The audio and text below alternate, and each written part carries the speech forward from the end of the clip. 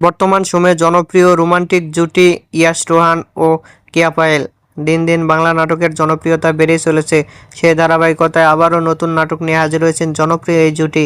নাটকটির নাম যত্নে থেকো। এই নাটকটিতে অভিনয় করেছেন বর্তমান সময়ের আলোচিত অভিনেতা ইয়াশ রোহান ও আলোচিত অভিনেত্রী কেয়া পায়েল। এই নাটকটির রচনা ও পরিচালনা করেন মোহন আহমেদ।